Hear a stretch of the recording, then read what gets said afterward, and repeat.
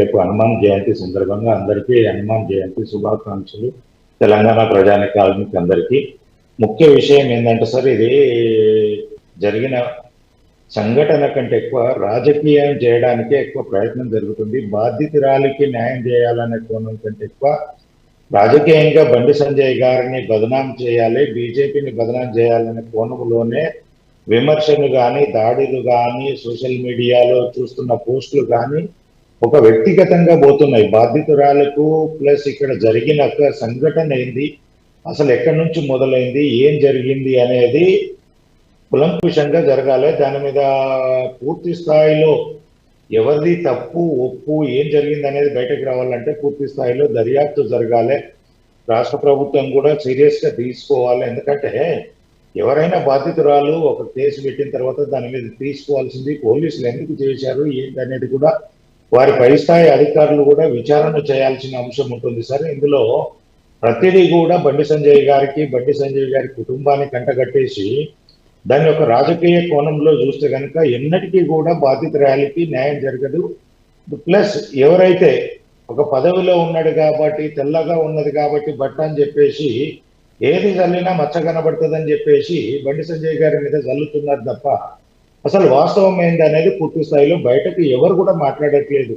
ఇందులో జరిగిన అంశం ఏంటంటే అంటే మనం ఒకటి చూసినవి ఇందాక కొన్ని సోషల్ మీడియాలో పోస్టుల కంటే ఎక్కువ కొన్ని అంటే వారి కుటుంబం మధ్యలో, అమ్మాయి కుటుంబం మధ్యలో, అలాగే ప్లస్ సాయి భగీరథ్ గారిది మధ్యలో ఉన్న సంబంధాలు చాలా క్లోజ్గా ఉన్నాయి.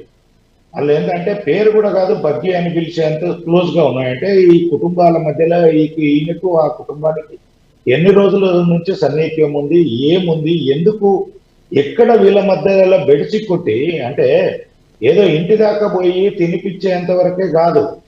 రెండో అంశం ఏంటంటే గుళ్ళు గోపురాలకు ఇక్కడనే కాదు, తిరుపతి పోయారు, శ్రీశైలం పోయారు, విజయవాడ పోయారు, అరుణాచలం పోయారు. ఆ కుటుంబంతో అంటే ఎంత సాన్నిధ్యం ఉంటుంది, ఎంత ఉంటుంది, ఏమి మరి ఆ పిల్లల్ని ఎంతవరకు ఇది చేసుకోగలిగారు, వాళ్ళు వీళ్ళని ఈ అబ్బాయి చేశాడా, ఈ అబ్బాయిని వాళ్ళు చేశారా అనేది పూర్తి స్థాయిలో బయటకు రావాలి.